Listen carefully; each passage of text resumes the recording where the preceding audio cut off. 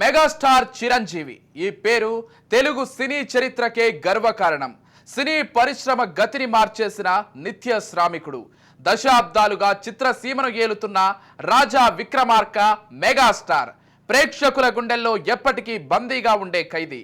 టాలీవుడ్ కు మాత్రమే కాకుండా తెలుగు ప్రజలకు అన్నయ్యగా మారిపోయారు. ఇన్నాళ్ళు అందరం ఆయన్ను ప్రేమగా అన్నయ్య అని, గౌరవంగా పద్మభూషణ్ అని పిలుచుకునే వాళ్ళం. ఇప్పుడు ఆ గౌరవం రెట్టింపు కానుంది. ప్రభుత్వం చిరుని పద్మ విభూషణ్తో సత్కరించనుంది. దీనికి సంబంధించిన వివరాలను కేంద్రం విడుదల చేసింది. దీంతో మెగా అభిమానులే కాకుండా తెలుగు సినీ ప్రేమికుల హృదయాలన్నీ ఆనందంతో ఉబ్బి తబ్బిబ్బవుతున్నాయి, గర్వంతో ఉప్పొంగుతున్నాయి.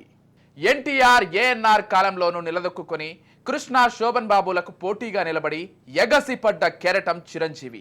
అప్పటి వరకు మూస ధోరణిలో పోతున్న పరిశ్రమ రూపురేఖలను మార్చేశారు చిరంజీవి. తన మాటలు, యాక్షన్ సీక్వెన్స్, ఆటలు, డాన్సులు ఇలా అన్నింటితో తెలుగు రాష్ట్రాలను ఆశ్చర్యపరిచారు.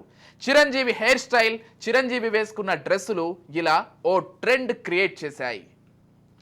ఇక బాక్స్ ఆఫీస్ రికార్డులకు కొత్త లెక్కలు చెప్పే మాస్టర్, ఇండస్ట్రీ హిట్లకు దారి చూపిన హిట్లర్, మాస్ అనే పదానికి పర్యాయ పదంగా మారిన గ్యాంగ్ లీడర్, హీరోయిజం అనే మాటకు కొత్త రూపును తెచ్చిన స్టేట్ రౌడీ, రౌడీ అల్లుడుగా అలరించి అల్లుడా మజాకా అనిపించిన ఘరానా మొగుడు. ఇలా చిరంజీవి సినీ చరిత్ర గురించి ఎంత చెప్పినా తక్కువే అవుతుంది.